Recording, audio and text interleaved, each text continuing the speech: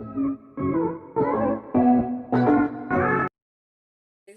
welcome to another episode of what I have learned during this quarantine period. I will be adding this to my quarantine series, so check it out. If you have not checked out the previous videos, be sure to do so and comment and like. I hope you're all doing well. I hope everyone is safe, and I am hoping that maybe like what I have learned during this period would be of help to you in some way or another, as it has helped me. And I will be doing 5 things that I have learned for the past, like, I think 2 months since we got into this whole pandemic and curfew and whatever thing. So one of the things that I have learned is to do what I love. I know, like, after school, after like high school ama secondary school, mtu anakuanga confused, like you don't know what you want to do, or sometimes you know you want to do, but parents, other influences just throw you off. So you end up not doing what you love. But I feel like this is a really good time for you to be able to practice what you really love. As much as it might not give you money right now, it's worth a try anyway. Because sometimes it's usually hobbies, talents that you would really want to make into careers. If you want to create videos, nowadays there are so many platforms for you to create videos and post so that they can be seen by people. So be just do what you love, and just know that you cannot please everyone. Just do what you love, and other people will come to accept it in the long run. Second is to enjoy the moment. I know it's hard to say enjoy the moment, because most people, most times, we do things like enjoying the moment means like going out, hanging out with friends. Nowadays there's not much of going out and even meeting with friends. Personally, I don't think I've seen my friends in the whole period of quarantine, like almost 2 months, I would say. I have not seen my friends. But I mean, enjoy the moment in terms of, if it's family, enjoy the time with family. Also, your you time, me time, you time, like that is also a moment, because it's a time you get to you go back to yourself, you reflect, you assess yourself, you know where you're going wrong, where you're going right, what you want to do, which goes somehow with the first point of doing what you love. Like, just do it, enjoy, live that moment, live and let live, just enjoy. If you maybe like love doing photography, go to, like, I'm sure you have, like, when you're taking your rounds, your walks, like, you'll see something that will entice you, that you will love, that makes a good moment. Enjoy it. Right now we have already like realized, like, life goes so fast, like it goes faster than we can think. We will never go back to the pre-COVID situation. Life has moved so fast, like now we will have to adapt to other things that we never thought we would. We never even knew we would be in this situation. Don't force your ideas on others. Just do you. Like I said, do you, and people will just come to accept you in the long run. Watu hukukubali wakiona vitu zimeanza kuwork. But when you're starting out, people don't usually want to associate with you. So just enjoy the moment, live your life. It's too short. Just live your life. My the third thing I have learned is the importance of a routine. Like I said in one of my videos, like, one of the things that has helped me cope with this pandemic is a routine. Like, it helps you so much to avoid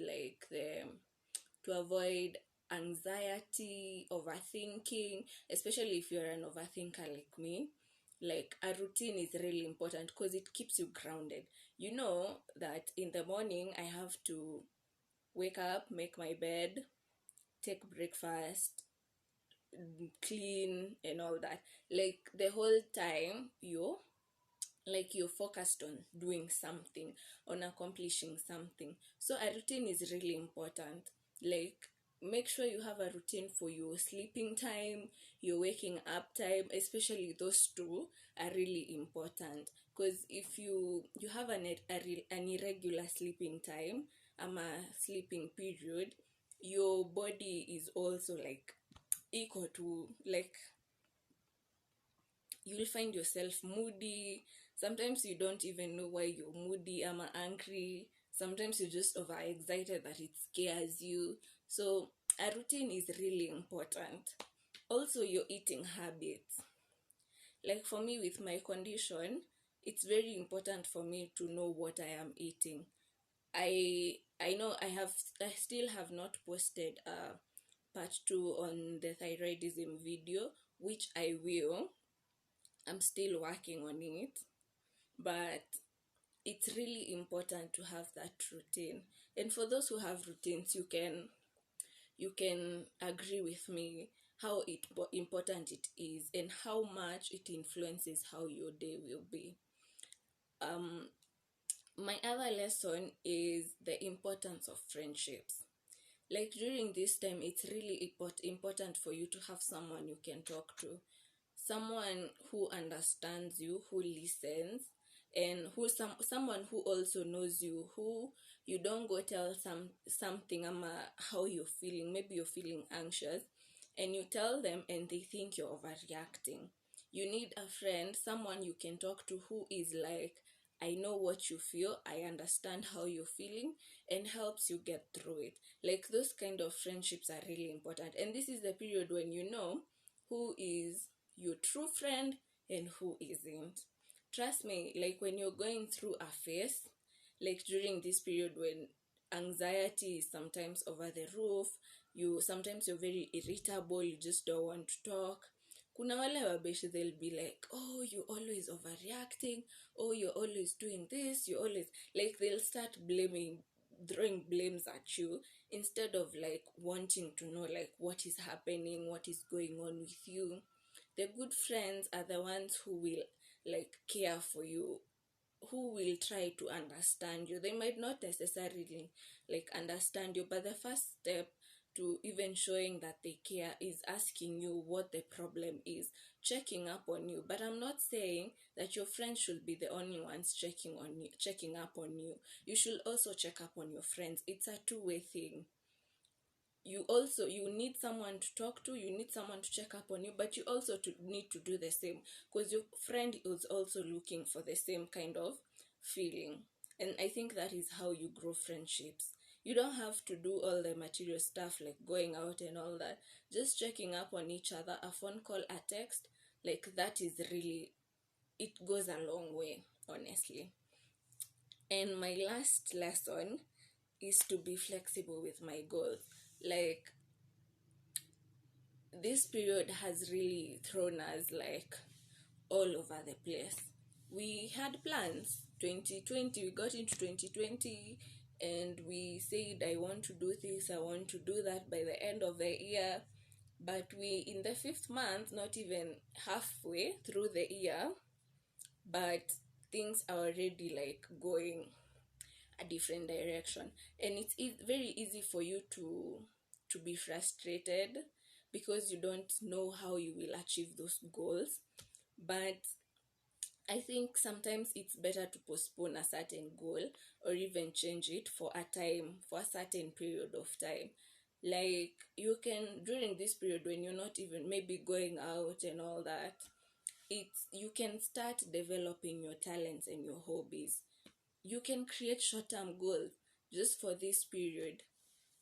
They work out, we go back to, okay, we won't really go back to our normal lives, but post-COVID, you can now start working on your other goals. And that is why we are told it's really important to have both short-term and long-term goals, because long-term goals right now are sort of at a halt kidogo. But you see, you can be able to do your short-term goals during this period. Because okay, for me, I I had goals of finishing school and graduating. Like I wasn't a person of short-term goals. For me, it was doing it, completing it, and moving forward. It was never really like a goal I set in the first place. My mind was focused on the long term. But now I have learned like there's things I can do during this period which serve as my short-term goals. So I think it's really important to have both sides of the coin, so that in you can also balance. Like you will feel the balance when you're able. It's also a motivation. Like when you're able to achieve these short-term goals, it gives you the strength and the courage, and even the know-how that you can accomplish even the long-term goals. So those are my 5 lessons that I have learned so far during this period, and I hope you enjoyed this video. I hope you can take home a thing or two, and don't forget to follow me, like this video, and comment. uh, Talk to me, tell me what kind of videos you would want to see, and I will be there to serve you. So that was all for this video, the midweek video, and I hope you like it. Have a blessed day, and I will see you next time.